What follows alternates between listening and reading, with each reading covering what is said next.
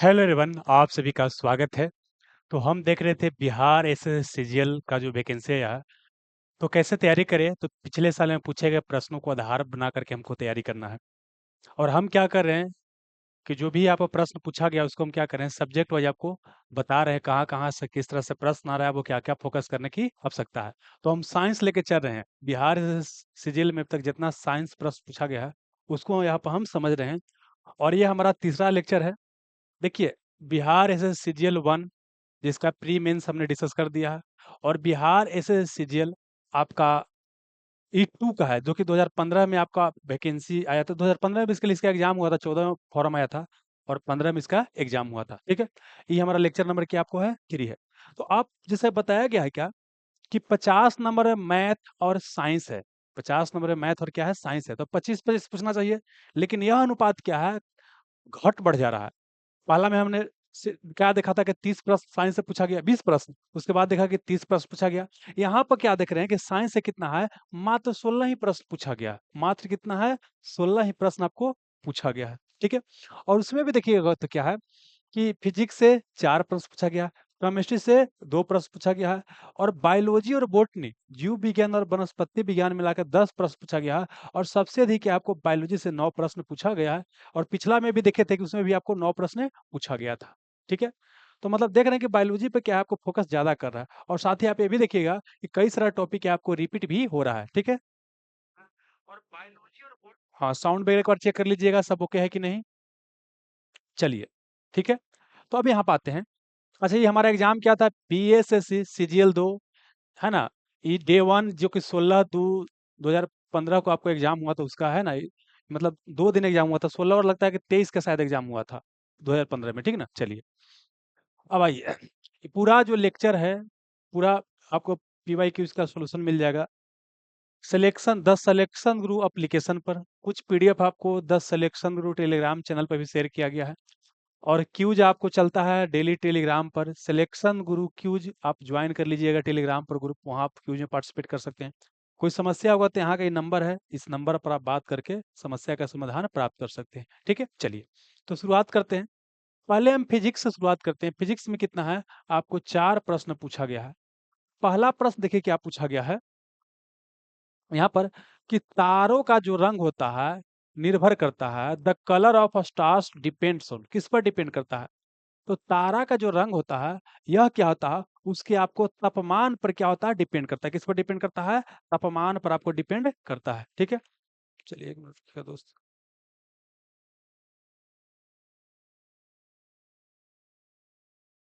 हम्म,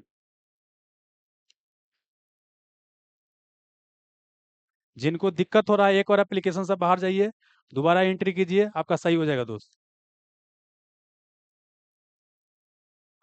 तो तारा का रंग क्या होता है, उसके डिपेंड करता है क्या, टेम्परेचर पर डिपेंड करता है। आप समझिए क्या, अगर क्या है कि तारा का कलर बहुत ज्यादा है, मतलब तारा को हम अंग्रेजी में स्टार बोलते हैं, क्या बोलते हैं, स्टार कहते हैं, तारा बोलते हैं। ठीक है, तो तारा का अगर हम कलर की बात करते हैं, टेम्परेचर की बात करते हैं, टेम्परेचर क्या है, अगर बहुत हाई है, वेरी हाई है, हाई टेम्परेचर है, ठीक ना, तो यह क्या होगा, आपको ब्लू दिखाई देगा। ब्लू दिखाई देगा, क्या दिखाई देगा, नीला दिखाई देगा, या तो क्या आपको व्हाइट दिखाई देगा, व्हाइट दिखाई देगा, जैसे, है ना। अगर क्या है कि टेम्परेचर बहुत कम है, टेम्परेचर की बात करते हैं, टेम्परेचर क्या है, बहुत क्या, वेरी लो है, वेरी लो है, बहुत टेम्परेचर कम है, तो वह क्या दिखाई देगा, आपको दिखाई देगा, आपको रेड, क्या दिखाई देगा, आपको लाल दिखाई देगा। और जबकि टेम्परेचर क्या है, आपको टेम्परेचर की बात करते हैं, मीडियम है, क्या है, मीडियम है, तो वह क्या दिखाई देगा, तो वह दिखाई देगा आपको पीला टाइप का, कैसा दिखाई देगा, पीला टाइप का। ठीक है, जैसे एग्जांपल के लिए देखिए, बात करते हैं सूर्य की, बात करते हैं सूर्य का सरफेस का टेम्परेचर क्या होता है, आपको 6000 डिग्री सेल्सियस के आसपास होता है, 6000 डिग्री सेल्सियस के आसपास होता है। ठीक ना, और यह बेसिकली क्या है कि मीडियम टेम्परेचर के श्रेणी में आता है। ठीक है, क्योंकि तारा बहुत ही गर्म होता है। सूर्य भी एक प्रकार का तारा ही है, सूर्य भी एक क्या है, आपको तारा ही है, लेकिन इससे भी क्या है, गर्म तारा है। तो समझना क्या है कि इसीलिए क्या होता है कि सूर्य का रंग कैसा दिखाई देता है, आपको पीला दिखाई देता है। लेकिन जिस तारा का टेम्परेचर कम होता है वो आपको लाल दिखाई देगा, और जिस तारा का टेम्परेचर बहुत हाई होगा वह ब्लू या व्हाइट दिखाई देगा। एक क्वेश्चन ये भी पूछता है, जानते हैं, हमारा घर में जो गैस होता है या जो स्टोव वगैरह जो जलता है, तो देखिएगा कि नया नया जब सिलेंडर भर के आता है और गैस पूरा है, तब कैसा जलता है, तब वो क्या होता है, ब्लू, कैसा जलता है, ब्लू जलता है। मतलब हाई रहेगा, अच्छा रहेगा गैस उसमें, तो ब्लू जलेगा। और जब वही गैस वगैरह क्या होता है, खत्म होता जाता है, उसका लौ कैसा हो जाता है, तब कैसा होता है, लाल हो जाता है। आप देखिएगा, इस चीज़ को नोटिस कीजिएगा, और ये भी प्रश्न आपको पूछा जा सकता है। ठीक है? तो ये याद करना। कुछ और पॉइंट याद रखना है। पूछेगा कि पृथ्वी के सबसे नज़दीक तारा कौन है? तो पृथ्वी के सबसे नज़दीक तारा पूछेगा, तो कौन सी है? तो पृथ्वी, ये पृथ्वी हो गया। और पृथ्वी के सबसे नज़दीक चलिएगा, 1 मिनट रुकिए दोस्त। पृथ्वी के अगर सबसे नज़दीक, पृथ्वी हो गया, पृथ्वी हो गया। और पृथ्वी के नज़दीक चलिएगा तो क्या आएगा? सूर्य आएगा। क्या आएगा? सूर्य आएगा। और सूर्य के आगे चलिएगा तो प्रोक्सिमा क्या आएगा? प्रोक्सिमा, प्रोक्सिमा, प्रोक्सिमा सेंचुरी करके आएगा। उसके बाद फिर अल्फा सेंचुरी आता है। आई क्वेश्चन कई बार पूछा गया है कि पृथ्वी के सबसे नजदीक तारा कौन है? आपको सूर्य है। और तारा का ऊर्जा का सोर्स पूछेगा, तो नाभिकीय संलयन अभिक्रिया, नाभिकीय संलयन अभिक्रिया, क्या नाभिकीय संलयन अभिक्रिया या न्यूक्लियर, इसको बोलते हैं फ्यूजन। न्यूक्लियर क्या? आपको फ्यूजन। ई बाबू, नाभिकीय संलयन और नाभिकीय विखंडन के बारे में पिछले लेसन में बता चुके हैं बहुत बढ़िया से। तो नाभिकीय संलयन क्या है? इसका ऊर्जा का सोर्स है। सूर्य का पूछेगा या तारा का पूछेगा, सबका सोर्स क्या है? यही आपको है। जहाँ पर हाइड्रोजन मिलकर क्या होता है? हीलियम के नाभिक आपको बनाता है, ध्यान रखिएगा। और ब्रह्मांड में सबसे अधिक मात्रा में पाया जाने वाला तत्व क्या? आपको हाइड्रोजन है, ये भी ध्यान रखिएगा। तो हमारा एक क्वेश्चन हो गया, डील हो गया बाबू। आइए, तो आंसर क्या हो जाएगा आपका? ऑप्शन नंबर ए हो जाएगा, उनके तापमान पर। अब देखिए दूसरा नंबर जो प्रश्न है, जल का घनत्व किस, यहाँ भाई किस तापमान पर सर्वाधिक होता है? At what temperature is the density of water maximum? किस तापक्रम पर जल का जो घनत्व है सबसे अधिक होता है? ये प्रश्न आपको पूछा गया है, ठीक है ना? तो यहाँ पर दो तीन को आपको थोड़ा समझिएगा। पहले घनत्व की बात करते हैं, पहले बात करते हैं घनत्व की, घनत्व की बात करते हैं। और घनत्व बोलते हैं डेंसिटी, क्या बोलते हैं? डेंसिटी बोलते हैं, डेंसिटी बोलते हैं। और घनत्व बराबर होता है द्रव्यमान, क्या होता है? द्रव्यमान। अब बटे होता है आयतन, द्रव्यमान बटे क्या होता है? आपको आयतन होता है। ये क्या होता है? घनत्व होता है, ठीक है। अब क्या है, हाँ, इसका मतलब ये है कि जिसका आयतन, देखिए ये उल्टा रिलेशन है, ये दोनों देखिए ऊपर नीचे है, तो इसको उल्टा रिलेशन या इन्वर्सली प्रोपोर्शनल बोलते हैं। मतलब क्या हो गया? जिसका आयतन क्या होगा? कमेगा, उसका घनत्व क्या होगा? बढ़ेगा। और जिसका बाबू क्या होगा? आयतन क्या होगा? बढ़ेगा। जिसका आयतन क्या होगा? बढ़ेगा, उसका घनत्व क्या होगा? आपको घटेगा। मतलब दोनों को उल्टा कर देना है। ये पॉइंट आपको क्लियर होना चाहिए। अब होता क्या है कि समान तौर पर कोई चीज को जब गर्म करते हैं तो फैलता है। फैलना मतलब क्या है कि लंबाई चौड़ाई ऊंचाई क्या हो रहा है? बढ़ रहा है। तो आयतन, लंबाई गुने चौड़ाई गुने ऊंचाई को बोलते हैं आयतन बोलते हैं। और आयतन की बात करते हैं, है ना? आयतन की बात करते हैं, आयतन की बात करते हैं, तो आयतन को बोलते हैं मीटर क्यूब। क्या बोलते हैं? Metre cube. क्या होता है? इसको दिखाते हैं, मीटर क्यूब में इसको नापते हैं, ठीक ना? और अगर घनत्व पूछेगा तो यहाँ क्या है? आप बोलिएगा। द्रव्यमान कितना है? द्रव्यमान को मास बोलते हैं, और आयतन को भी बोलते हैं, ठीक ना? और यहाँ क्या हो जाएगा? मीटर, द्रव्यमान को क्या बोलेंगे? यहाँ द्रव्यमान को एम लिखते हैं, आयतन को भी लिखते हैं।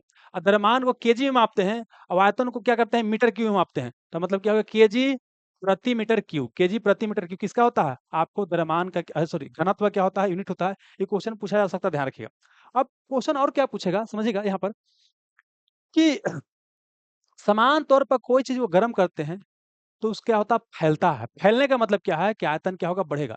लेकिन जल क्या होता है? अलग तरह के प्रॉपर्टी शो करता है।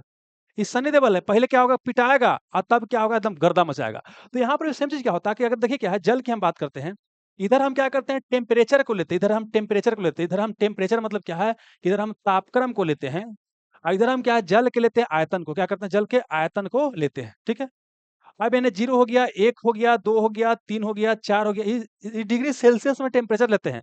ऐसे 5, 6, 7, 8, 9 ऐसे बढ़ते चल जाएंगे।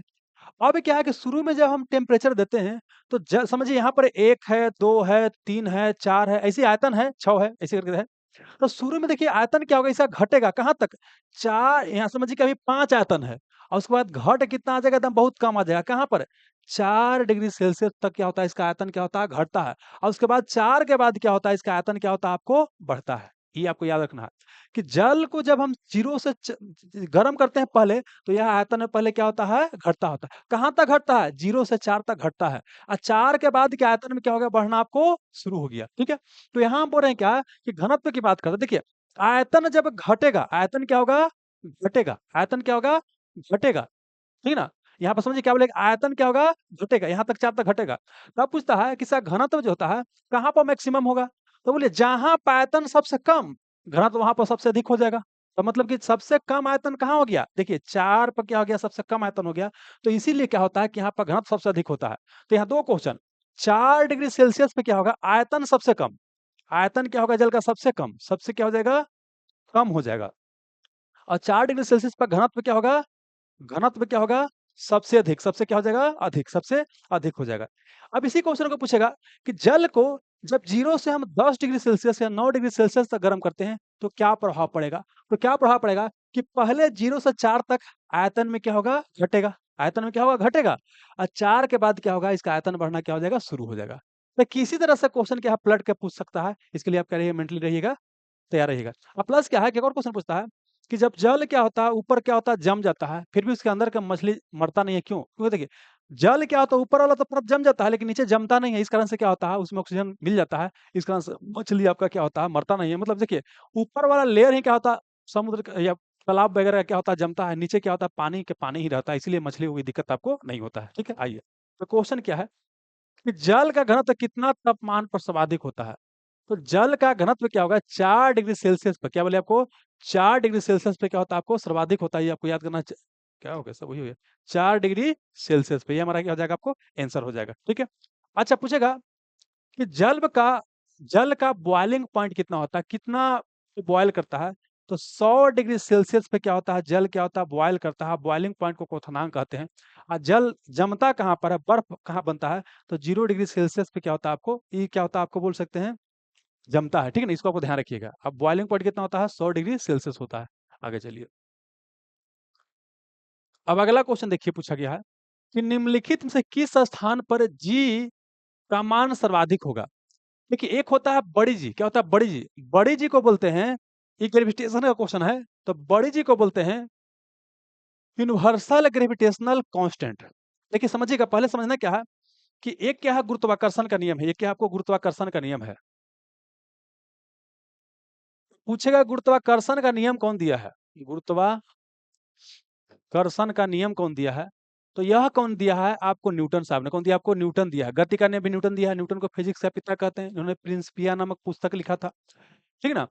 लेकिन अगर पूछेगा कि बड़ी जी को बोलते हैं क्या, सर्वात्रिक गुरुत्वाकर्षणीयता, किसी को बोलते हैं यूनिवर्सल ग्रेविटेशनल कांस्टेंट। इसका वैल्यू होता है 6.67 × 10⁻11 होता है, इसका क्या होता है, मान होता है। ठीक है ना। अब देखिए क्या होता है गुरुत्वाकर्षण में, आप जानते हैं क्या होता है कि अगर हम गुरुत्वाकर्षण एफ बराबर लिखेंगे तो क्या होता है, जी एम एम, आप बाई क्या करते हैं, आर स्क्वायर क्या करते हैं, आपको आर स्क्वायर करते हैं। तो अगर जी का मात्रक लिखना होगा तो ए में मतलब क्या है कि द्रव्यमान है, क्या आपको दो वस्तुओं क्या द्रव्यमान है। ठीक है ना। तो यहाँ पर क्या है कि अगर इसका मात्रक पूछेगा जी का, तो क्या होता है, इधर जाएगा तो क्या हो जाएगा, न्यूटन, ये वाला हो जाएगा, इधर जाएगा तो क्या हो जाएगा, न्यूटन मीटर स्क्वायर, है ना। आप क्या, प्रति केजी स्क्वायर, प्रति KG square, newton metre square प्रति केजी स्क्वायर, इसका होता है आपको मात्रक होता है, किसका, बड़ी जी का होता है। ठीक है ना, अब समझिएगा, इसका मान चेंज नहीं करता। और ये बड़ी जी को खोज कौन किया, हेनरी केवेंडिश, हेनरी केवेंडिश ने इसका क्या दिया, आपको मान दिया है बड़ी जी का। जबकि एक है छोटी जी, इसे बोलते हैं एक्सेलरेशन ड्यू टू ग्रेविटी, क्या बोलते हैं, एक्सेलरेशन ड्यू टू ग्रेविटी इसे कहा जाता है। ठीक ना। अच्छा गलती जानते हैं यहाँ पर क्या हो गया, वो गलती हो गया, देखिए बता रहे हैं ना। ठीक है, न्यूटन यहाँ आर से क्या हो गया, डिस्टेंस है, तो न्यूटन मीटर स्क्वायर प्रति केजी स्क्वायर। ठीक है, यहाँ ये जी क्या बोलते हैं, जी होता है जी एम अब बटे आर स्क्वायर। यही पर फोकस करना, यही से क्वेश्चन बनेगा। जी बराबर क्या होता है, जी एम बटे आर स्क्वायर, जहाँ जी क्या है, यूनिवर्सल ग्रेविटेशनल कांस्टेंट है, और एम क्या है, मास है ना, अर्थ का, और आर क्या आपको रेडियस है, तो ठीक ना। तो यहाँ पर बेसिकली क्या है कि जी का मान डिपेंड किस पर कर रहा है, देखिए समझे, द्रव्यमान पृथ्वी का तो कहीं बदलेगा नहीं, ये जी भी नहीं बदलेगा, ठीक है ना। लेकिन ये क्या है, आर क्या होगा, आपको बदलेगा, क्योंकि पृथ्वी कैसा है, चपटा है। तो आर जब बदलेगा तो जी भी बदलेगा, इसको एक्सेलरेशन ड्यू टू ग्रेविटी बोलते हैं, या इसी को बोलते हैं आपको क्या बोलेंगे, गुरुत्वीय त्वरण बोलते हैं।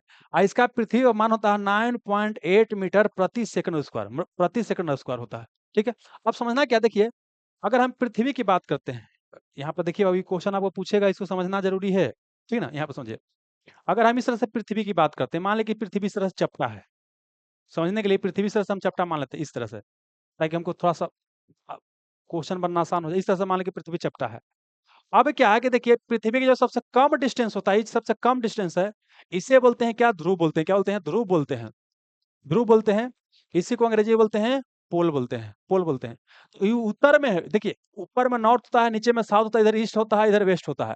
तो ऊपर में है तो क्या हो गया, उत्तरी ध्रुव, उत्तरी ध्रुव हो गया, और नीचे में तो क्या हो गया आपको दक्षिणी ध्रुव हो गया, क्या होगा, दक्षिणी ध्रुव हो गया। अच्छा, ई डिस्टेंस है, इसको बोलते हैं क्या, इक्वेटर बोलते हैं या भूमध्य रेखा कहा, तो इक्वेटर या भूमध्य रेखा को कहा जाता है ना। अब समझ, इसी को बोलते हैं 0 डिग्री अक्षांश कहा जाता है। अब पॉइंट समझिएगा, देखिए यहाँ पर क्या है कि ई आर और जी में उल्टा रिलेशन है। तो ई आर रेडियस बताता है या डिस्टेंस बताता है, ठीक ना। तो देखिए जो डिस्टेंस, ये देखिए दोनों में उल्टा संबंध है, तो ये आर क्या है, अगर कमेगा तो जी क्या होगा, बढ़ेगा। अगर आर बाबू क्या होगा, बढ़ेगा, ये बढ़ेगा, तो जी क्या होगा, घटेगा। तो समझिएगा, सबसे पहले बात करते हैं कि सबसे कम डिस्टेंस कहाँ इस पूरा पृथ्वी में दिखाई दे रहा है। तो ध्रुव पर क्या है, सबसे कम डिस्टेंस है, तो सबसे कम आर यहाँ पर है, सबसे कम आर यहाँ पर। तो जी का मान सबसे क्या होगा, अधिक होगा। मतलब ये हो गया कि यहाँ पर समझिए क्या, कि आर क्या है ध्रुव पर, ध्रुव पर बात करते, ध्रुव पर क्या है, आपको आर क्या है, सबसे कम है, डिस्टेंस क्या है, सबसे कम है, सबसे कम है। इस कारण से क्या होगा, यहाँ पर जी क्या होगा, सबसे अधिक, जी क्या होगा, सबसे अधिक होगा, जी क्या होगा, सबसे अधिक होगा।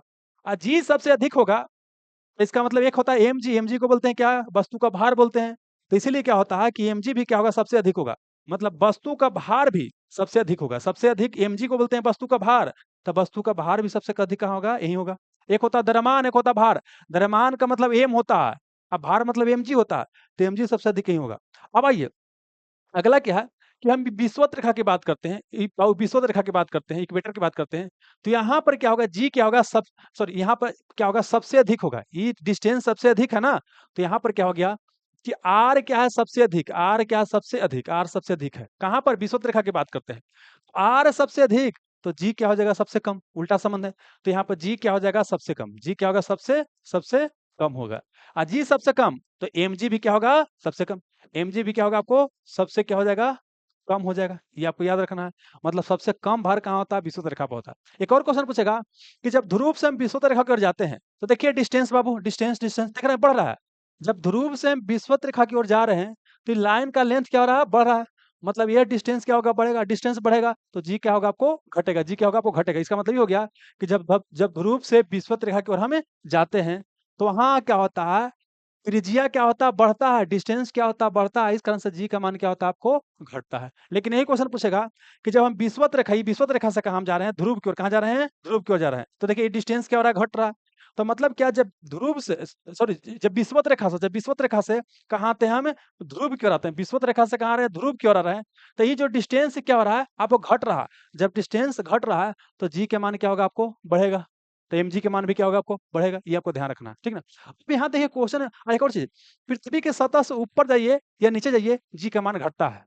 पृथ्वी की सतह से ऊपर जाइए, ये समझिए पृथ्वी का सतह है, इससे ऊपर जाइए या पृथ्वी के सतह के नीचे केंद्र में जाइए, जी का मान घटेगा। और जब जी का मान, तो जी का मान क्या होगा, क्या, अच्छा क्या बोलते हैं, हाँ, पृथ्वी की सतह से ऊपर जाइए और नीचे जाइए, जी का मान घटता है। क्यों घटता है, क्यों, देखिए आर में एच जोड़िएगा, क्यों भाई, पृथ्वी की सतह से ऊपर जाइएगा तो डिस्टेंस बढ़ेगा ना, तो आर प्लस एच के लिए बढ़ेगा। ये जब बढ़ेगा, ये जब क्या होगा, बढ़ेगा, तो ये क्या होगा, घटेगा। इसलिए क्या होता है, पृथ्वी की सतह से ऊपर जाइए या नीचे जाइए, जी का मान क्या होता है, आपको घटता है, कोई दिक्कत नहीं। अब इसी को क्वेश्चन पूछेगा, देखिए ध्रुव क्या, अंटार्कटिका, नीचे क्या है, अंटार्कटिका महाद्वीप है। तो अंटार्कटिका महाद्वीप की बात करते हैं, वो क्या है, बिल्कुल ध्रुव पर है, ध्रुव पर है। तो यहाँ बाबू पूछेगा, और कहीं माउंट एवरेस्ट पूछेगा, है ना। तो माउंट एवरेस्ट तो कहीं पहाड़ पे है, लेकिन पहाड़ पर भी जाएंगे तो जी का मान घट पे करेगा, ठीक ना। एक कुतुब मीनार पर समझिए कि एक इतना ऊंचाई पे गए, एक कितना ऊंचाई पे गए, तो ऊंचाई बढ़ेगा मतलब डिस्टेंस बढ़ेगा, तो जी घटेगा। एक बाबू कुतुब मीनार पर गए, कहाँ गए, यहाँ पे माउंट एवरेस्ट पर, तो डिस्टेंस माउंट एवरेस्ट पर ज्यादा है, डिस्टेंस माउंट एवरेस्ट पर ज्यादा है, तो वहां जी क्या होगा, आपको क्या होगा, कमेगा, जी क्या होगा, कमेगा, सिंपल सी बात है, ठीक ना। लेकिन अब हम बिल्कुल कहाँ चले गए हैं, यहाँ चले गए, हम अंटार्कटिका पर चले गए, अंटार्कटिका मतलब ध्रुव पर। और ध्रुव पर बोल सकते हैं डिस्टेंस क्या है, सबसे कम है, तो सबसे कम है, तो वहां पर डिस्टेंस सबसे कम है, आर सबसे कम है, तो जी सबसे अधिक होगा।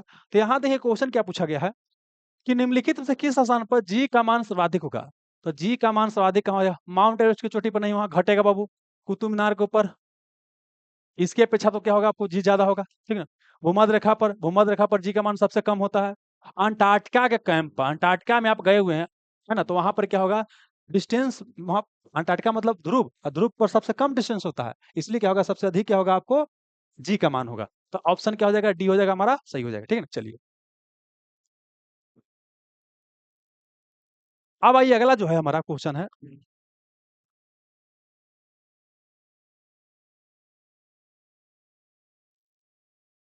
यहाँ तक दिक्कत है बाबू, बताइए। नहीं, यहाँ से साउंड वगैरह में कोई भी इशू नहीं है बाबू, यहाँ सब साउंड वगैरह ओके है, बड़ी आप लोगों को साउंड में समस्या आता है, जबकि यहाँ से कोई दिक्कत नहीं रहता है। आइए, यहाँ क्वेश्चन क्या है, समदाब रेखाएं निम्नलिखित में से किसको प्रदर्शित करता है? Iso bar represent which of the flowing. देखिए क्या है, ए बेसिकली यह है महत्वपूर्ण जो समान ऊंचाई को मिलाने वाली रेखा को क्या कहेंगे, समान हाइट को मिलाने वाली रेखा को क्या कहेंगे, समान आर्द्रता को मिलाने वाली रेखा को क्या कहेंगे, समान भूकंप को मिलाने वाली रेखा को क्या कहेंगे। यहाँ से क्वेश्चन पूछा गया, तो यहाँ क्वेश्चन पूछा गया है समान दबाव।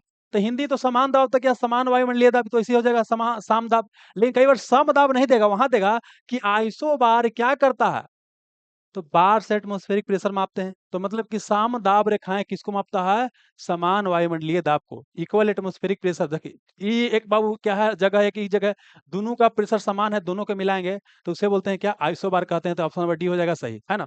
अब आइए समान तापक्रम की बात करते हैं, तो समान तापक्रम को मिलाने वाली रेखा को बोलते हैं आइसोथर्म। क्या बोलते हैं, आइसोथर्म बोलते हैं। हिंदी में बोलते हैं समताप रेखा, सम ताप रेखा कहा जाता है हिंदी में, समताप रेखा ऐसे बोलते हैं। मैंने समझिए यहाँ भी 100 डिग्री सेल्सियस, यहाँ भी 100 डिग्री सेल्सियस, और दोनों स्थान को मिलाते हैं, ठीक ना, तो इसे क्या बोलते हैं, आइसोथर्म कहा जाता है, ठीक ना। आगे चलिएगा, समान वर्षा। अब देखिए समान वर्षा को मिलाने वाले स्थान को बोलते हैं आइसो हाइट। क्या बोलते हैं, आइसो हाइट। इसे क्या बोलते हैं बाबू, isohyet, isohyet, isohyet कहा जाता है, आइसो हाइट कहा जाता है, आइसो हाइट, ठीक ना। अब ध्यान रखिएगा, हाइट है तो लगेगा कि भाई हाइट मतलब ऊंचाई होता है, लेकिन नहीं, समान ऊंचाई वाला स्थान को जब मिलाते हैं तो उससे कंटूर रेखा बोलते हैं, उसे क्या बोलते हैं, कंटूर रेखा कहा जाता है। समान ऊंचाई वाला स्थान को जब मिलाते हैं तो उसे कंटूर रेखा बोलते हैं, लेकिन समान वर्षा वाले स्थान को मिलाते हैं तो आइसो हाइट कहते हैं, है ना। और समान नमक वाला स्थान को मिलाते हैं तो आइसो हाइलाइन बोलते हैं, है ना। ये सब ध्यान रखिएगा। तो यहाँ आंसर हो जाएगा ऑप्शन नंबर डी बाबू। तो फिजिक्स से इतना क्वेश्चन पूछा गया था, अब ये कहा केमिस्ट्री में 2 क्वेश्चन पूछा, इसको देख लेते हैं। आइए, यहाँ पूछा गया है कि साधारण नमक का रासायनिक नाम क्या होता है, the chemical name of common salt. देखिए कॉमन साल्ट बोलिए या खाली नमक बोलिए या टेबल साल्ट बोलिए, जो हम उजला उजला नमक नहीं खाते हैं, टाटा साल्ट या और भी अलग अलग कंपनी का साल्ट रहता है, उसी को हम साधारण नमक कह रहे हैं। तो साधारण नमक को बोलते हैं बाबू क्या, NaCl, NaCl। NaCl को बोलते हैं सोडियम क्लोराइड। क्या बोलते हैं आपको, सोडियम क्लोराइड इसे कहा जाता है। क्या कहता है, सोडियम क्लोराइड इसे कहा जाता है बाबू, ठीक है। और सोडियम क्लोराइड बेसिकली क्या है, ये सबसे अधिक पूछे कहाँ पाया जाता है, तो सबसे अधिक कहाँ होता है आपको, समुद्र में, समुद्र में पाया जाता है।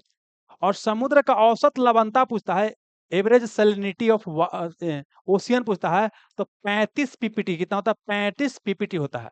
और एक बाबू क्या है, तुर्की का वान झील है, तुर्की में क्या है आपको, वान झील है, जिसका लवणता क्या है आपको सबसे अधिक कहा था कि 330% या 330 ppt के आसपास होता है, ठीक ना। सबसे अधिक क्या है लवणीय झील कौन है आपको, वान झील है, इसको आप ध्यान रखिएगा, ठीक है ना। चलिए, तो यहाँ पर क्या है कि साधारण नमक का रासायनिक नाम क्या है, तो क्या हो जाएगा, सोडियम क्लोराइड। यहाँ पर क्या हो जाएगा, सोडियम क्लोराइड। क्या हो जाएगा, सोडियम क्लोराइड हमारा सी हो जाएगा ना। कैल्शियम कार्बोनेट की बात करते हैं, कैल्शियम कार्बोनेट, CaCO3 के बाद ये क्या है, कैल्शियम कार्बोनेट हो गया। तो कैल्शियम कार्बोनेट की बात करते हैं बाबू, ये हो गया।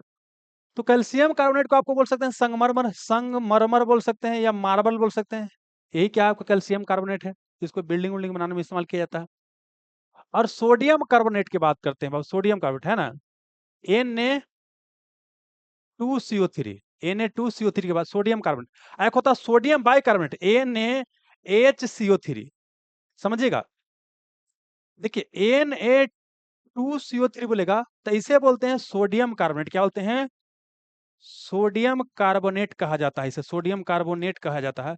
अब सोडियम कार्बोनेट का बेसिकली क्या है कि इसका जो इस्तेमाल किया जाता है कपड़ा को धोने के लिए, कपड़ा धोने के लिए, क्या वो कपड़ा धोने के लिए, कपड़ा धोने के लिए, धोने के लिए, इसीलिए इसे कहते हैं धोवन सोडा। इसीलिए क्या बोलते हैं इसको, धोवन सोडा कहते हैं। क्या बोलते हैं, धोवन सोडा कहा जाता है, ठीक है। जबकि वहीं अगर बात करते हैं NaHCO3, इसको बोलते हैं सोडियम बाइकार्बोनेट। इसे क्या बोलते हैं आपको, सोडियम बाइकार्बोनेट, इसे बोलते हैं सोडियम बाइकार्बोनेट, बाइकार्बोनेट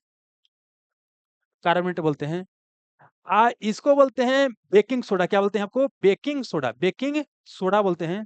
इसको क्या है खाने में इस्तेमाल करते हैं या बेकरी उद्योग में इसका इस्तेमाल किया जाता है।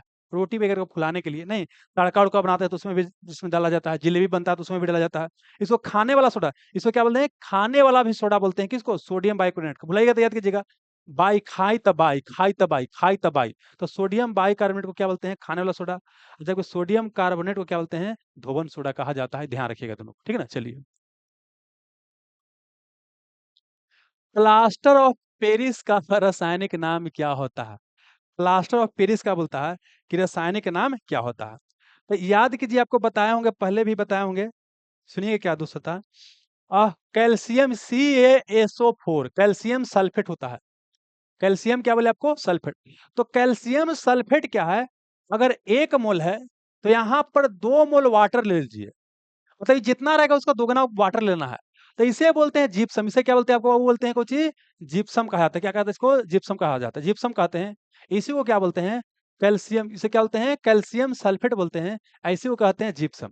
लेकिन अब क्या करना है, इसी को क्या करते हैं कि 150 डिग्री सेल्सियस के आसपास जब गर्म करते हैं तो इसी से क्या बनता है, जिप्सम से ही प्लास्टर ऑफ पेरिस बनता है। और प्लास्टर ऑफ पेरिस में क्या करना है कि यहाँ पर CaSO4 ही लिखना है।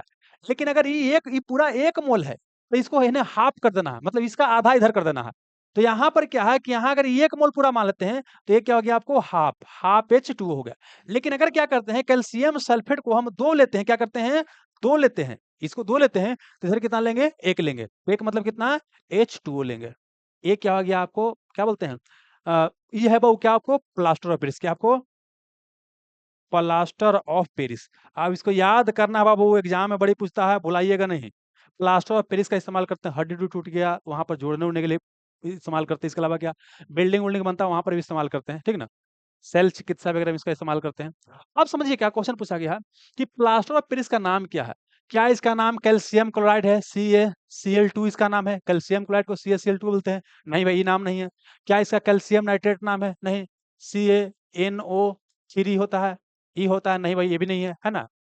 कैल्शियम सल्फेट हेमीहाइड्रेट, हाँ तो यही हो जाए, क्या इसी बोलते हैं, कैल्शियम सल्फेट, CaSO4 है ना।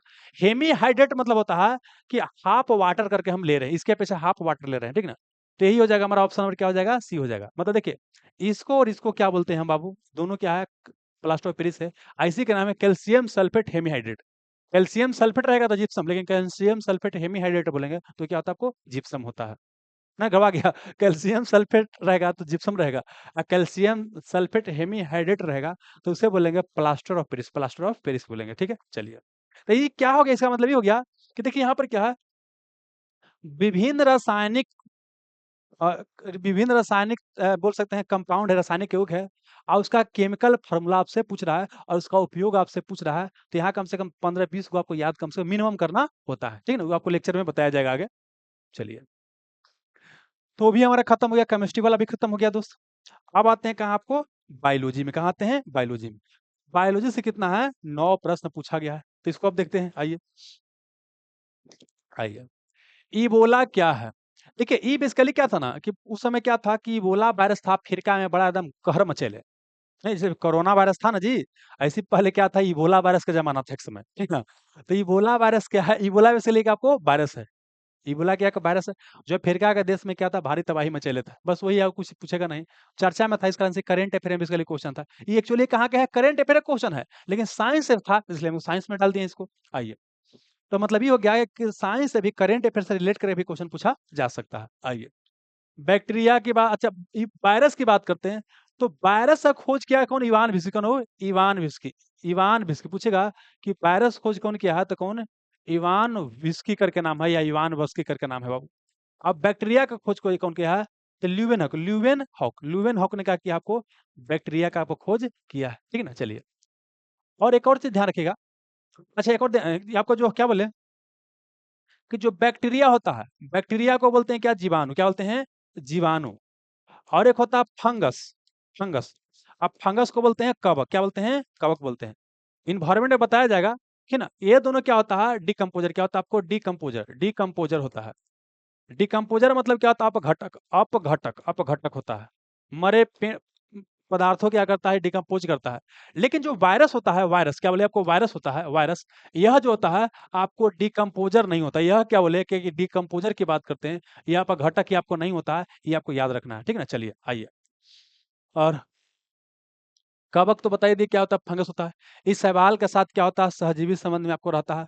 और एक और चीज क्या है कि जो आपको क्या बोले पूछेगा कि जो बैक्टीरिया होता है, बैक्टीरिया का पूछेगा कि इसका जो आपको कोशिका भित्ति होता है क्या होता है, पेप्टी पेप्टी पेप्टी पेप्टी डोग लाइकन का बना होता है, पेप्टी डोग लाइकन का बना होता है। बैक्टीरिया का कोशिका भित्ति या सेल वाल क्या होता है, पेप्टिड ऑर्गेनाइजन का बना होता है। जबकि यही पूछेगा कि आपका कवक का क्या पूछेगा, कवक का कोशिका भित्ति किसका बना होता है, तो काइटिन या इसी को चिटिन भी बोलते हैं अंग्रेजी में, काइटिन का बना होता है। और पेड़ पौधा पूछेगा, पेड़ पौधा का पूछेगा बाबू, पेड़ पौधा का पूछेगा, इसका कोशिका भित्ति क्या होता है, तो इसका क्या होता है, सेलुलोज का, क्या आपको सेलुलोज, सेलुलोज का बना होता है, सेलुलोज का बना होता है। और दुनिया में सबसे अधिक मात्रा में पाया जाने वाला आप कार्बोहाइड्रेट की बात करते हैं, है ना, ये क्या है, पॉलीसेकेराइड कार्बोहाइड्रेट होता है। सेकेराइड होता है मोनोसेकेराइड, डाइसेकेराइड। कार्बोहाइड्रेट तीन प्रकार का होता है, पॉलीसेकेराइड, डाइसेकेराइड, मोनोसेकेराइड। तो ये क्या होता है, मोनो सॉरी ये क्या होता है आपको डाइस सॉरी ये क्या होता है, पॉलीसेकेराइड, क्या होता है, पॉलीसेकेराइड होता है। तो यह क्या दुनिया में सबसे अधिक मात्रा में पाया जाने वाला कार्बोहाइड्रेट कौन है, आपको सेलुलोज है। दुनिया में सबसे अधिक मात्रा में पाया जाने वाला पूछेगा आपको पॉलीसेकेराइड कौन है, तो कौन है आपको सेलुलोज ही है। तो ये आपको ध्यान रखिएगा, ठीक है ना। चलिए आइए, बस हो गया बाबू, आगे बढ़िए। जो मशरूम वगैरह होता है, ईस्ट वगैरह होता है, क्या कवक का ही आपको प्रकार है। अब पेंसिलिन भी एक कवक है, पेंसिलिन एक कवक है जिसका खोज अलेक्जेंडर फ्लेमिंग ने किया था। और दुनिया का प्रथम जो एंटीबायोटिक बनाया गया था उसी आपको पेंसिलिन से बनाया गया था, वो भी आप ध्यान रखिएगा। मादा क्यूलेक्स मच्छर निम्नलिखित में से किस रोग की वाहक है। The female Culex mosquito is the carrier of which of the following. देखिए क्या होता है, मलेरिया की बात करते हैं तो जानते हैं क्या होता है कि मादा एनोफिलिज, मादा एनोफिलिज मच्छर के काटने से क्या होता है, आपको मलेरिया होता है। क्या होता है, आपको मलेरिया होता है। जबकि फाइलेरिया की बात करते हैं क्या होता है, मादा आपको क्यूलेक्स, क्या बोले मादा क्या होता है, क्यूलेक्स, मादा क्या होता है, क्यूलेक्स मच्छर के काटने से क्या होता है, आपको फाइलेरिया होता है। ये बेसिकली क्या होता है कि वाहक होता है। असली कारण क्या होता है कृमि, क्या होता है कृमि। असली कारण क्या है, कृमि है। हाँ, असली कारण क्या है, कृमि है। और उसका नाम कृमि की बात करते हैं, बुचेरिया नाम है। वो बुचेरिया, क्या नाम है, बुचेरिया, बुचेरिया फ्रैंकोटाई, बुचेरिया फ्रैंकोटाई करके क्या है आपका नाम है, जानते हैं। आप देखोगे हाथी पाँव, जानते हैं बीमारी, हाथी पाँव, हाथी पाँव, हाथी पाँव की बात करते हैं, हाथी पाँव की बात करते हैं।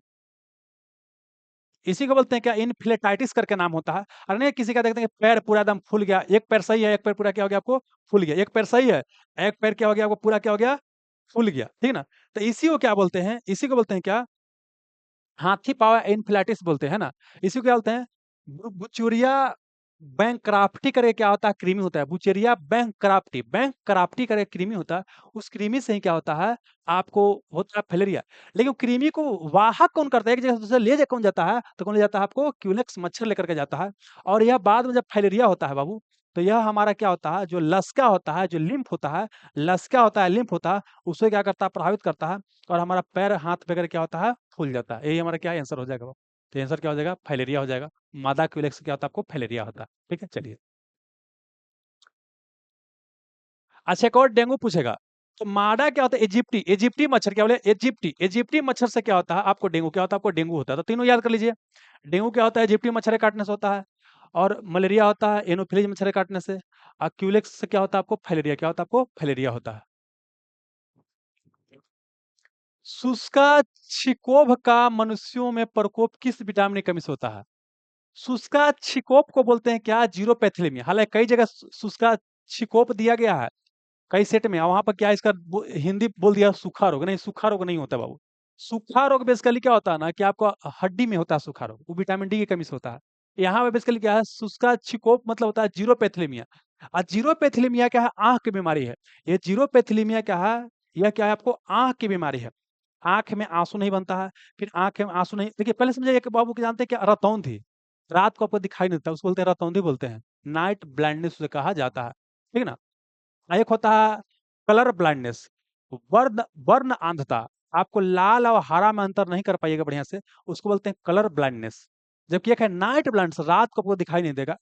तो समान तौर पे क्या होता है, विटामिन ए की कमी से होता है। और विटामिन ए का रासायनिक नाम रेटिनॉल रेटिनॉल होता है, ठीक है।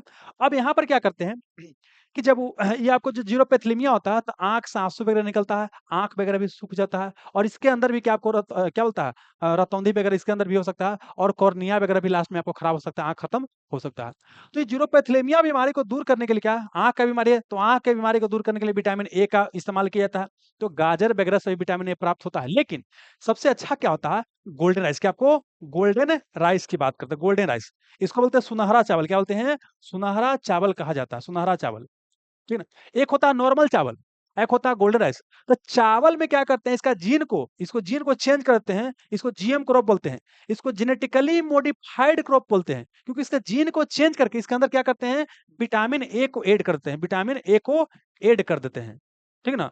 और यह जब गोल्डन राइस खाते हैं तो फिर क्या होता है कि हमको ये जीरोपेथेलिमिया बीमारी नहीं होता। तो बोलेगा गोल्डन राइस कौन सा बीमारी से बचाता है? जीरोपेथेलिमिया से।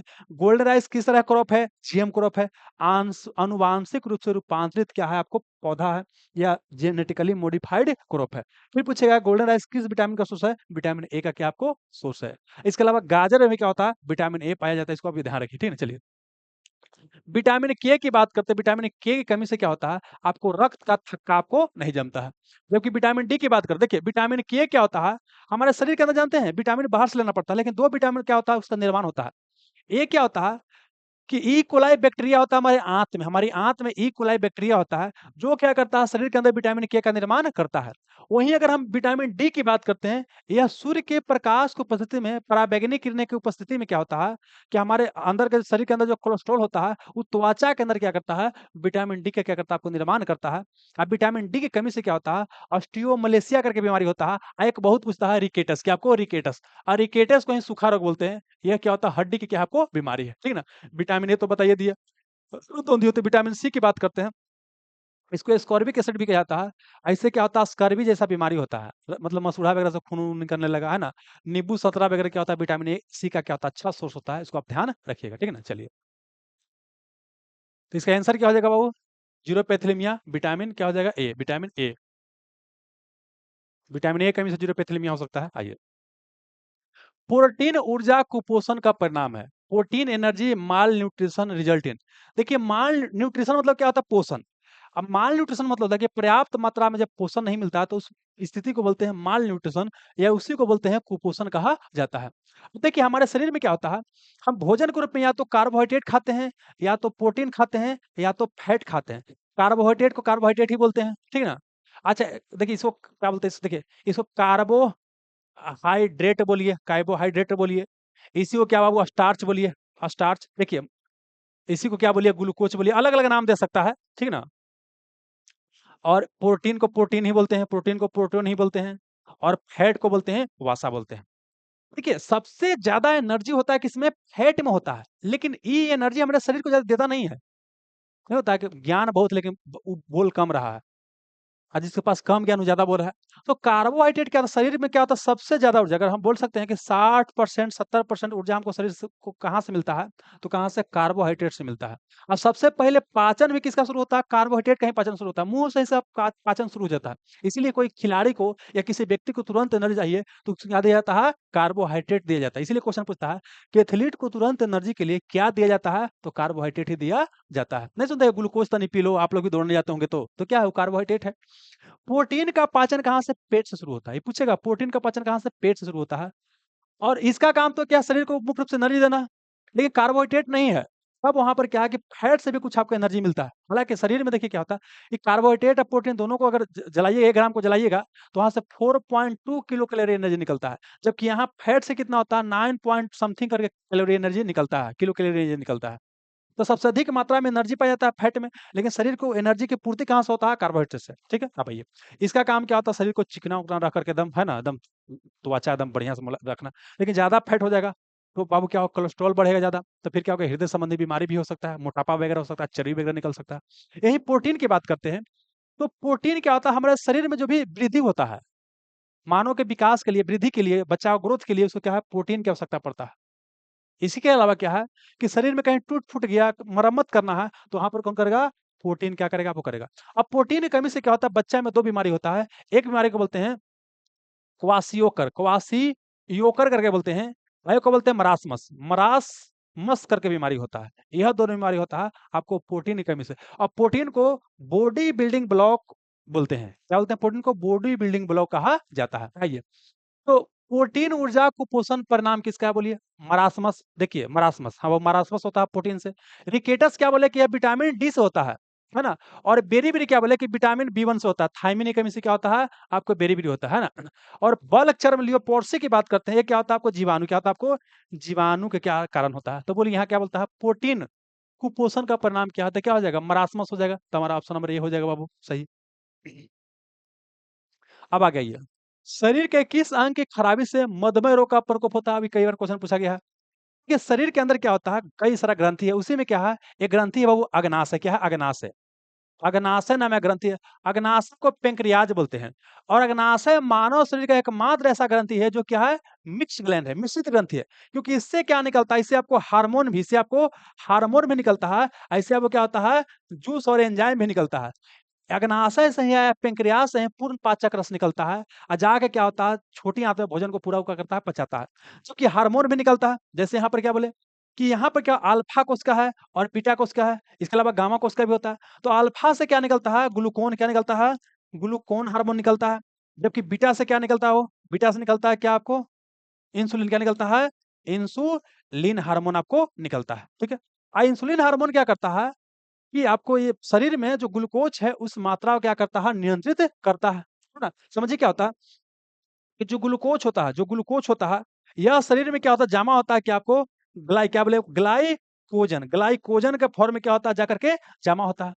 अब क्या है कि इंसुलिन अगर कम निकलेगा तो क्या होगा? ग्लूकोज कम कन्वर्ट होगा ग्लाइकोजन में। तो ब्लड में क्या होगा? ग्लूकोज की मात्रा ज्यादा रहेगा। और जब ब्लड में ग्लूकोज की मात्रा ज्यादा रहता है, इसी कंडीशन को कहा जाता है आपको डायबिटीज कहा जाता है। इसी कंडीशन को मधुमेह रोग कहा जाता है। तो इंसुलिन का कम सरबराह होने से कम ग्लूकोज ग्लाइकोजन में कन्वर्ट होता है। इसका मतलब ये हो गया कि ब्लड में शुगर की मात्रा ज्यादा है और इस परिस्थिति को मधुमेह रोग कहा जाता है। और दुनिया में सबसे अधिक डायबिटीज कहाँ होता है? भारत में पाया जाता है रोगी। ठीक है।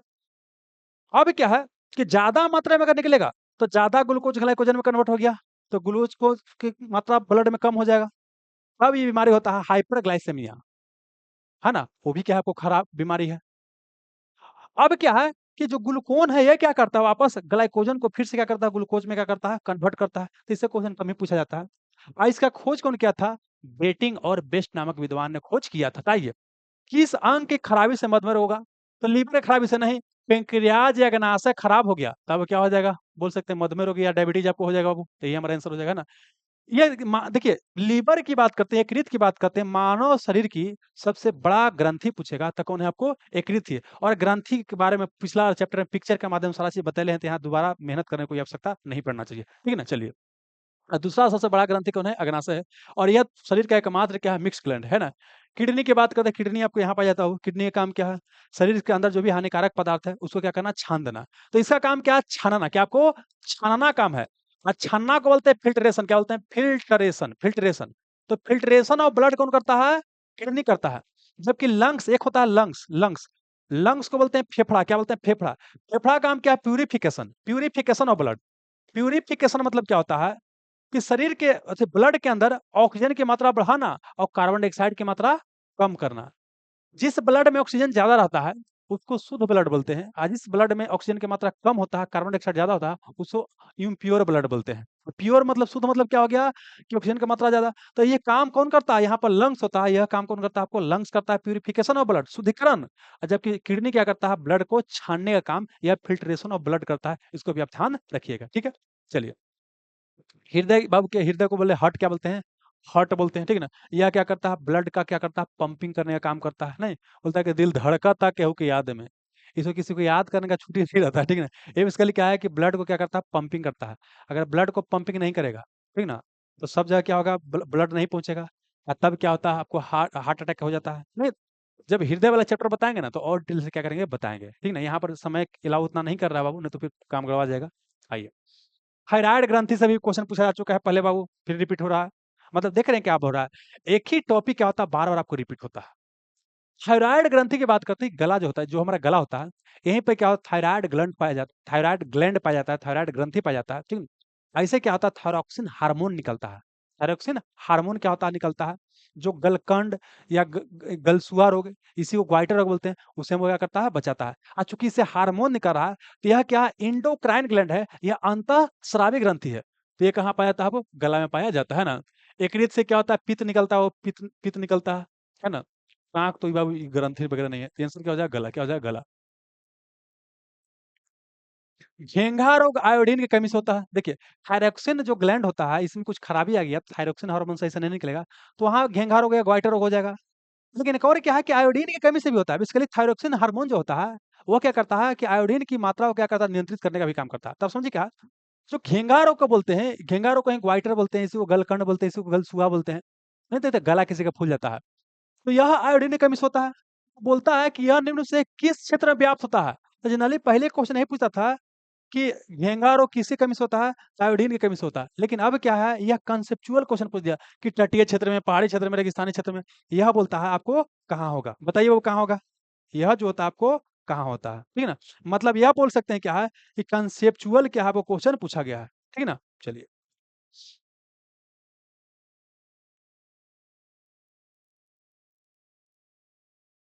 पहले समझिए क्या, देखिए बाबू, नहीं आंसर आप लोग भी दीजिए, यह समझिए क्या, देखिए पहले समझिए। समुद्र में सबसे अधिक मात्रा में लवण लवण पाया जाता है। लवण मतलब नमक, मतलब साल्ट, सा बात देखिए बाबू, है ना। अब देखिए क्या है कि समुद्र तट पर ये आपको नमक पाया जाएगा, अच्छा खासा पाया जाएगा। तो यहाँ पर नमक खाएंगे तो आयोडीन की का वो कमी नहीं होगा, यहाँ पर नमक पर्याप्त मात्रा में आयोडीन पाया जाता है। तो यहाँ के लोग में पर्याप्त मात्रा में क्या होता है, बोल सकते हैं कि आयोडीन होता है, तो यहाँ पर नहीं होगा। लेकिन अब सोचिए कि यहाँ से जैसे क्या है कि अंदर वाला सीमा में जाइएगा, मतलब तटीय क्षेत्र से जब अंदर जाते हैं ना, जैसे एग्जाम्पल यहाँ राजस्थान है और यहाँ गुजरात है, तो गुजरात राजस्थान की बात करते हैं, खास गुजरात की, यहाँ नमक, यहाँ के लोग में आपको आयोडीन मतलब घेंघा रोग नहीं होगा, ये आपको नहीं होगा। लेकिन वही अगर हम बिहार में चले गए, तो बिहार के लोग को हो सकता है, और खास करके बाबू क्या है कि पहाड़ एरिया पर और चलते ऊंचाई और बढ़ता है, पहाड़ी एरिया पे चलते हैं, जम्मू कश्मीर में, तो वहाँ के लोग को हो सकता है। तो यही क्वेश्चन पूछा गया। तटीय क्षेत्र में नहीं हो सकता। रेगिस्तान क्षेत्र, राजस्थान की बात करते हैं, रेगिस्तानी मिट्टी में भी पर्याप्त मात्रा में क्या होता है, आपको नमक पाया जाता है, ठीक है ना। राजस्थान में देखते हैं सांभर झील वगैरह, वहां से आपको नमक प्राप्त किया जाता है। तो मतलब कि यहाँ पर भी नहीं होगा, ठीक है ना, यहाँ पर भी नहीं होगा। पहाड़ी क्षेत्र में क्या होगा, आपको हो सकता है, पहाड़ी क्षेत्र की बात करते हैं, वहां पर क्या है कि आयोडीन की मात्रा नमक में कम हो सकता है, तो वहां पर हो सकता है। तो यहाँ आंसर हो जाएगा, ऑप्शन नंबर क्या हो जाएगा, बी हो जाएगा। विटामिन ए मुख्यतः कहाँ संग्रहित होता है? देखिए, विटामिन ए की बात करते हैं, तो यह क्या होता है, आपका शरीर का जो यकृत वाला भाग है, लिवर वाला भाग है, वहाँ पर क्या होता है, आपको क्या होता है, विटामिन ए क्या-क्या होता है, संग्रहण होता है। तो ऑप्शन नंबर क्या हो जाएगा, डी हो जाएगा। ठीक ना? चलिए। आयोडीन टेस्ट का पूरा किसकी उपस्थिति की जाँच करने के लिए किया जाता है?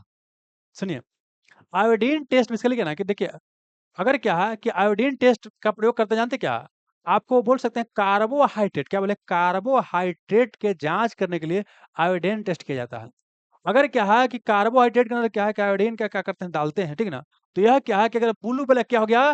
ब्लू ब्लैक हो गया, इसका मतलब क्या है कि यह क्या है, कार्बोहाइड्रेट है। कार्बोहाइड्रेट के ऊपर क्या है, अगर आयोडीन डालते हैं, तो यह ब्लू या ब्लैक हो जाएगा। इसका मतलब यह क्या है, आपको कार्बोहाइड्रेट। हाँ, नहीं होगा तो मतलब कार्बोहाइड्रेट नहीं है। तो मतलब कार्बोहाइड्रेट आयोडीन टेस्ट किसकी उपस्थिति की जाँच करने के लिए करते हैं? तो कार्बोहाइड्रेट को जाँच करने निकलते हैं। कार्बोहाइड्रेट क्या होता है? C6H12O6, यह ग्लूकोज की तरह क्या कार्बोहाइड्रेट ही है बाबू, ठीक ना। तो यह क्या है, बेसिकली कार्बन, हाइड्रोजन और ऑक्सीजन से मिलकर बनता है। कौन? आपको कार्बोहाइड्रेट आपको बनता है। और कार्बोहाइड्रेट क्या होता है, तीन प्रकार का होता है। एक होता है क्या, मोनोसेक्राइड, क्या होता है, मोनोसेक्राइड। एक होता है डाइसेक्राइड, क्या होता है, डाइसेक्राइड होता है। एक होता है, क्या बोलेंगे उसको, मोनो डाइसेक्राइड। एक होता है पोली, क्या बोलते हैं, पॉलीसेकेराइड, पॉलीसेकेराइड। देखिए, जो सिंपल बाबू रहेगा कार्बोहाइड्रेट, उसको बोलते हैं मोनोसेकेराइड। जैसे ग्लूकोज की बात करते हैं, फ्रुक्टोज की बात करते हैं, ये सब क्या सिंपल क्या है, कार्बोहाइड्रेट है, तो इसको क्या बोलते हैं, मोनोसेकेराइड। लेकिन यहीं पर अगर बात करते हैं बाबू, क्या आपको बात करते हैं, सेलुलोज, क्या बोलते हैं, सेलुलोज की बात करते हैं, स्टार्च की बात करते हैं, ये सब सेलुलोज वगैरह क्या है, ये सब क्या आपको पॉलीसेकेराइड है, ठीक है ना। वो क्या है, कम्प्लेक्स ज्यादा है, ठीक है, कई को मिल के बनता है, तो हो गया आपको पॉलीसेकेराइड हो गया। तो ये हमारा आंसर हो जाएगा बाबू, ऑप्शन क्या हो जाएगा, डी हो जाएगा, ठीक है ना। कोलेस्ट्रॉल वगैरह की बात करते हैं, देखिए कोलेस्ट्रॉल कुछ अच्छा कुछ खराब भी होता है। तो बैड कोलेस्ट्रॉल की मात्रा अगर शरीर में ज़्यादा होता है, तो वो क्या होता है, हृदय संबंधी बीमारी आपको हो सकता है, हार्ट अटैक भी आपको हो सकता है, ठीक है ना। तो बायोलॉजी वाला क्वेश्चन क्या हो गया हमारा, समाप्त हो गया। अब हमारा क्या शुरू, बोटनी से क्वेश्चन शुरू हुआ और ये ऑलरेडी क्वेश्चन बाबू क्या रिपीट हो रहा है फिर से। क्वेश्चन क्या है कि हरे रंग का पदार्थ जो पौधों में प्रकाश संश्लेषण करता है वह निम्नलिखित में से कौन है? तो बताइए क्या हो गया वो हरे रंग का पदार्थ जो पौधों में होता है। देखिए पौधा के अंदर क्या होता है, कई सारा पार्ट होता है, उसमें ल्यूकोप्लास्ट होता है, क्लोरोप्लास्ट होता है ना? तो जो क्लोरोप्लास्ट होता है, क्लोरोप्लास्ट के अंदर क्या होता है, आपको क्लोरोफिल पाया जाता है। जो पेड़-पौधा होता है, पेड़-पौधा होता है, उससे पत्ती के अंदर क्या होता है, क्लोरोफिल होता है। ऐसे क्लोरोफिल के कारण क्या होता है, पेड़-पौधा का जो पत्ती होता है, लीफ होता है, उसका रंग क्या होता है, हरा होता है। ये क्लोरोफिल करता क्या है कि सूर्य के प्रकाश के अंदर जो एनर्जी होता है, उसको क्या करता है, अवशोषित करता है ना? और मैग्नीशियम धातु उसके अंदर होता है। क्लोरोफिल के अंदर कौन धातु होता है, मैग्नीशियम धातु होता है। तो ये क्लोरोफिल वो क्या करता है, सूर्य के प्रकाश को खींचने में मदद करता है और सूर्य के प्रकाश को उपस्थिति में क्या होता है, आपको प्रकाश संश्लेषण क्रिया होता है ना। ये कार्बन डाइऑक्साइड बाबू मिला, प्लस वाटर मिला, प्लस क्या बोला आपको, क्लोरोफिल क्या बोला आपको, क्लोरोफिल रहा, क्लोरोफिल है ना। यह क्या करेगा, सूर्य के प्रकाश को क्या करेगा, अवशोषित करेगा, सूर्य के प्रकाश को अवशोषित करेगा बाबू, है ना। और फिर क्या बन जाएगा, आपको ग्लूकोज क्या बन जाएगा, C6H12 ग्लूकोज बन जाएगा। इसके बाद क्या हो जाएगा, ग्लूकोज बन जाएगा बाबू, ठीक ना। और फिर क्या होगा, ऑक्सीजन बन जाएगा, कुछ वाटर भी आपको बन जाता है नहीं। तो मतलब बोल सकते हैं कि कार्बन डाइऑक्साइड अब जल जब मिलता है तो क्या होता है, यही ग्लूकोज बनता है। और यही ग्लूकोज बनाने की जो प्रक्रिया इसी को बोलते हैं प्रकाश संश्लेषण कहा जाता है, ठीक ना। और प्रकाश संश्लेषण पूछेगा कौन रंग में ज्यादा होता है। देखिए रंग में पूछे कौन रंग में ज्यादा होता है, तो लाल रंग में ज्यादा होता है, हरा रंग में सबसे कम होता है, ठीक ना। लेकिन पौधा के कौन भाग में होता है, तो हरा भाग में होता है, ये भी ध्यान रखिएगा, ठीक ना। कौन रंग में सबसे अधिक होता है प्रकाश संश्लेषण, तो लाल रंग में सबसे अधिक होता है। और कौन रंग में सबसे कम होता है, हरा रंग में। लेकिन फिर पूछेगा कि पौधा किस भाग में होता है प्रकाश संश्लेषण, तो पौधा का जहाँ हरा भाग होगा, जहाँ होगा, तो पौधा का हरा भाग कहाँ है, तो बाबू पत्ती है। तो पेड़ पेड़ पौधा का पत्ती में ही क्या होता है, आपको प्रकाश संश्लेषण या फोटोसिंथेसिस क्या होता है, प्रक्रिया होता है। पिछले लेसन में बढ़िया से इसको और क्या लेडी क्या क्या है समझा चुके हैं बाबू, ठीक है ना। क्या होता है, फोटोसिंथेसिस क्या होता है, रेस्पिरेशन क्या होता है, श्वसन क्या होता है, दोनों में अंतर क्या होता है, दोनों का सेम बाई प्रोडक्ट क्या होता है, सारा चीज बता चुके हैं, ठीक है ना। तो पिछले लेसन और देखिएगा तब वो क्या हो जाएगा, कन्फर्म हो जाएगा, ठीक है ना। चलिए तो ये क्या था आपको बाबू, क्या आंसर हो जाएगा, ऑप्शन नंबर क्या हो जाएगा, एक हो जाएगा, क्या हो जाएगा, एक हो जाएगा, है ना। चलिए तो इसके साथ ही क्या हो गया, सेवा क्या हो गया, समाप्त हो गया बाबू। बताइएगा यहाँ तक किसी को कोई दिक्कत है तो, यहाँ तक किसी को कोई दिक्कत है बाबू तो बताइए।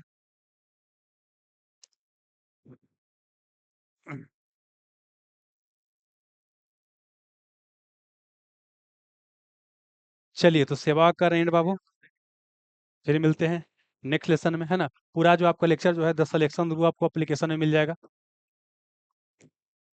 चलिए यहाँ तक जुड़े रहने के लिए आप सभी का बहुत बहुत धन्यवाद।